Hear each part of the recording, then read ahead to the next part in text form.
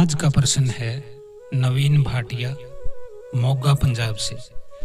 तो नवीन लिखते हैं कि गुरुदेव, हमारे घर में पितृदोष बताया गया है, जिससे हमें अनेक प्रकार की कठिनाइयों का सामना करना पड़ रहा है। न शादी हो रही है, न ही कोई काम धंधा सेट हो रहा है। तो पितरों के दोष से कैसे मुक्ति पाए, वह बताने की कृपा करें। तो नवीन बेटा, पितर दोष से यदि आपको जल्दी मुक्ति पानी है तो आपको 6 काम बता देता हूं मैं, जो इस पितर पक्ष में यदि आप कर देते हैं तो निश्चित ही आपको पितर दोष से मुक्ति मिल जाएगी। तो सबसे पहले मैं बता देता हूं कि पितरों का जो ये कार्यकाल है, कार्यक्रम है, यह कब है।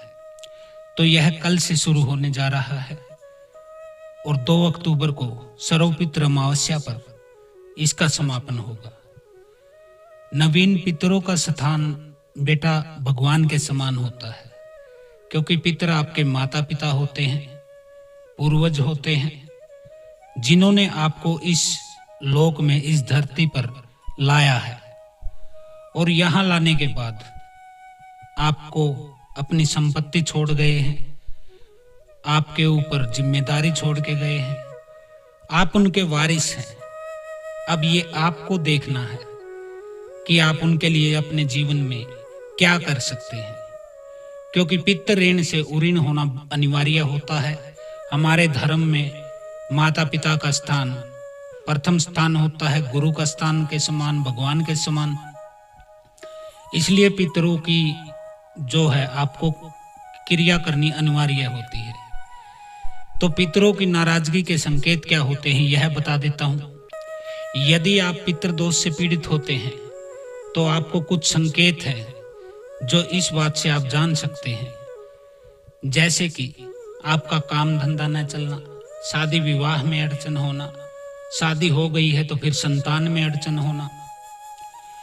यह मान के चलिए कि अन्न, धन और आपका जीवन जो है आर्थिक रूप से, सामाजिक रूप से और शैक्षणिक रूप से, इसमें प्रमुख आपके पितर होते हैं, प्रभावित करते हैं। जो आपको कुछ लोग बोलते हैं कि गुरुजी, हमारे लड़के को मंदबुद्धि के टाइप का लड़का है, पढ़ता लिखता है तो जल्दी भूल जाता है, पेपरों में फेल हो जाता है, दिमाग उसका काम नहीं करता है।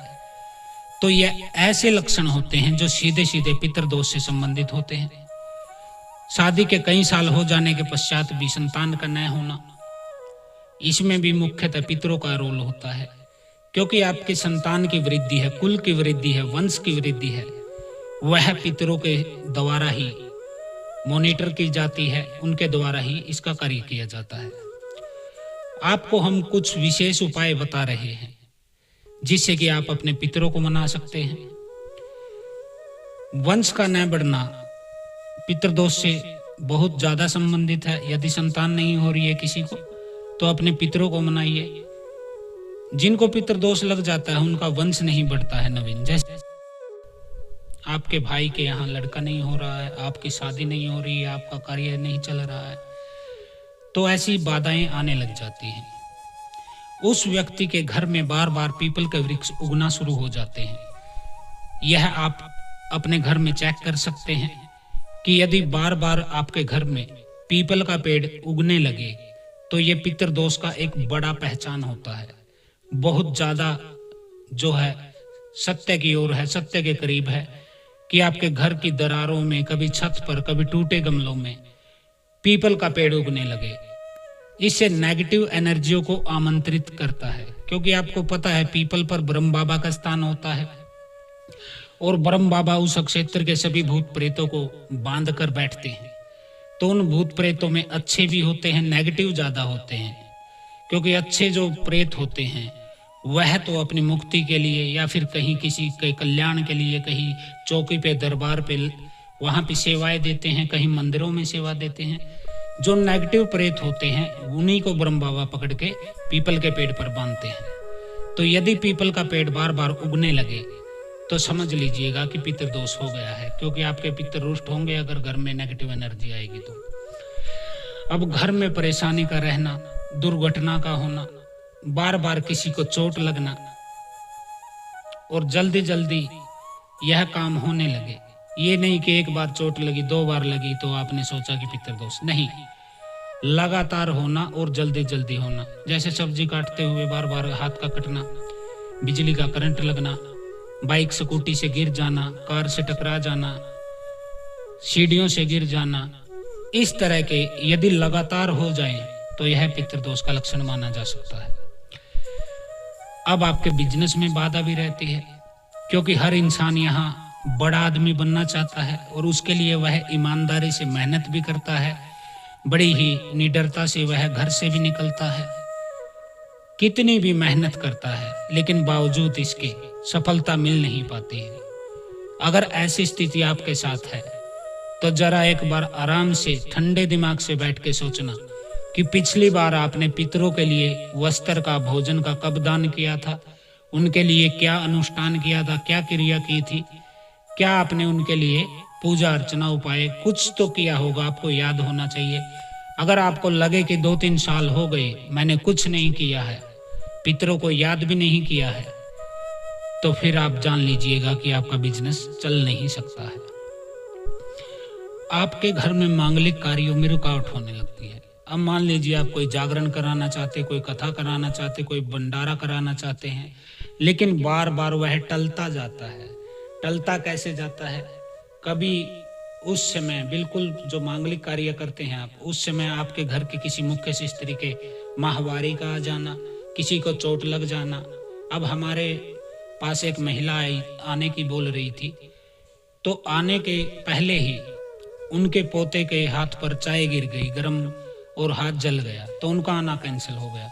इस तरह से मांगलिक के कार्य जो होते हैं, जो अच्छे कार्य होते हैं, वैदिक रीति के कार्य होते हैं, उनमें बार बार आपके घर में अड़चन लगने लग जाती है, कोई भी घटना हो जाती है और रुकावट आ जाती है।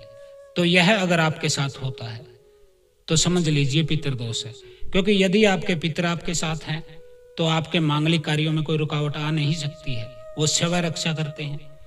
तो यह आप जान लीजिएगा। इसके बाद कि अपने पितरों को आप प्रसन्न कीजिए। देखिए, उनके लिए वस्त्र का दान कीजिए, उनके नाम से भोजन कराइए किसी पंडित को, गाय को रोटी खिलाइए, कुत्ते को रोटी डालिए अपने छत पर। आप ये तो काम बिल्कुल आसान है, ये तो कर सकते हैं आप 1-2 मुट्ठी अनाज, चावल है, गेहूं है, दाल है, ये अपनी छत पर डालिए पक्षियों के लिए। वहां पानी का कुछ रखिए पात्र, कुछ भी पात्र रख दीजिए, भले ही मिट्टी का ले आइए कोई घड़ा, उसको ऊपर से काट के और उसको पानी का आप रख सकते हैं। यह कार्य आप कर देते हैं रोज के रोज इस पितर पक्ष में 15 दिन। वैसे तो ये लाइफ टाइम भी करेंगे तो कोई प्रॉब्लम नहीं है। पानी और दाना, दाना और पानी आप अपनी छत पर रखिए सुबह के समय, ताकि पक्षी आए और उसको दाने को चुग ले, जिससे कि वो जो भी पक्षी दाना आपका चुग के जाता है, वो पूरा दिन जितनी बार ची ची ची ची जितनी बार बोलता है बेटा, वो आपके लिए दुआ होती है। यह जान लीजिएगा, पक्षी जितनी बार बोलेगा दिन में, फिर वो आपके नाम से बोलेगा। तो यह होता है। इसलिए पितरों को अपने ध्यान रखिए, उनके लिए कार्य कीजिए। यदि आप सेवा नहीं कर पाते हैं, आप रहते हैं किसी बड़े शहर में, दिल्ली, बंबई, कलकत्ता, मद्रास, कहीं बेंगलोर में है, कहीं सूरत, अहमदाबाद की तरफ है, कहीं पूना में है, यदि आप सेवा नहीं कर पाते हैं और आपको विधि का ज्ञान नहीं, फिर कई लोगों को डर रहता है कि यदि हम कोई साधना, कोई पूजा, कोई अर्चना, कोई ऐसा कार्यक्रम करें तो उसमें कहीं गलती ना हो जाए, पितर रुष्ट ना हो जाए, भगवान रुष्ट ना हो जाए, कोई संकट हमारे गले में न डल जाए नया, क्योंकि अभी जो संकट है ये तो है ही, कोई नया और न गले में डल जाए कोई मरा हुआ सांप। तो इस डर की वजह से अनेक लोग अपने पितरों का पितृपक्ष में कुछ कर नहीं पाते, या फिर कोई बिजनेस है या नौकरी में है वह नहीं कर पाते हैं, क्योंकि उनको काम से फुर्सत नहीं मिलती, देर रात को आते हैं, सुबह जल्दी चले जाते हैं, बीच में घर परिवार के काम, बच्चे भी हैं, अपनी फैमिली भी है, तो यह कर नहीं पाते हैं। तो ऐसे लोगों के लिए हमने एक साधना जो आयोजित की है, उसमें आप हमसे हरिद्वार में गंगा घाट पे अपने पितरों के संबंधित क्रिया करवा सकते हैं। इसमें उनको पिंडदान किया जाएगा, तर्पण किया जाएगा, उनके नाम से हवन किया जाएगा, मंत्र जाप किया जाएगा। तो यह आप हमसे भी करवा सकते हैं। उनको वस्त्र दान करवाना है यदि हरिद्वार में ही किसी ब्राह्मण को गंगा घाट पे, तो वह भी आप हमारे द्वारा करवा सकते हैं। पितरों के लिए एक पितृ मुक्ति साधना है, यदि वह करवाना चाहे तो वह भी आप हमसे करवा सकते हैं। व्हाट्सएप का नंबर मैंने स्क्रीन पर डाल रखा है, आप हमें मैसेज कर सकते हैं।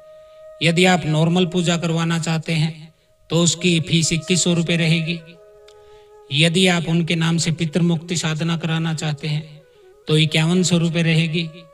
यदि आप चाहते हैं कि पंडित को वस्त्र दान और भोजन का दान भी कराया जाए, इसमें सम्मिलित किया जाए, हवन की भी शामिल किया जाए, तो उसकी फीस 11,000 रुपये होती है।